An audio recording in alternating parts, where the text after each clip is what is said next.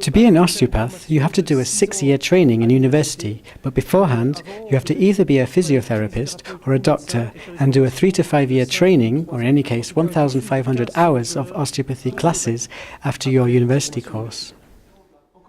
Is the shoulder still a bit painful? Yes, but the back is doing better.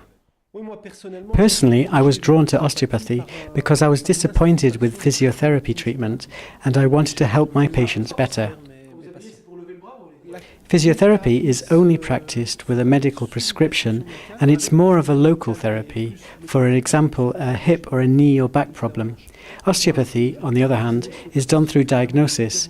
It is what is known as a global overall practice. We look at the body as a whole. The biggest difference is that osteopathy tackles the structural aspect, all the mechanical parts, the bones and so on. It also focuses on the skull and the visceral area that are both virtually unknown in physiotherapy. Osteopathy and physiotherapy techniques are completely different. In physiotherapy, it is more about massage techniques. In osteopathy, it is more about muscular relaxation. We practice methods that are not about force, but more about leverage. It's mostly technique that is important, not strength. A 50-kilo woman has as much technique as a 100-kilo man. The osteopath's job, like all therapeutical jobs, involves a lot of listening to the patient. The appointment actually starts with a kind of patient interview, what we call a medical history, where we ask the patient why they are there and what their problem is and their medical history. Is it okay, not too painful? Yes, a little. Okay, I'll release the pressure a bit.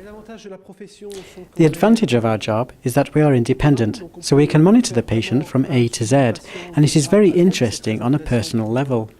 On the other hand, the disadvantage is that we have to see patients after their working hours.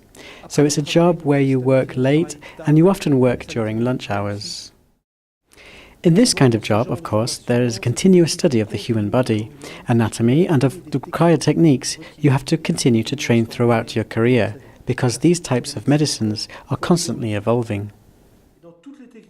For every technique we use in osteopathy, we test it, we try the technique, and we do the same test again afterwards to see if we can achieve the result we wanted directly. Currently in Luxembourg, osteopathy is recognized as a profession in its own right, just like acupuncture, like chiropractic, but it is still not reimbursed. In countries such as Belgium or England, for example, osteopathy is currently reimbursed. It is still only a small part, but it's starting to be. Here in Luxembourg, it is reimbursed by certain complementary private insurances.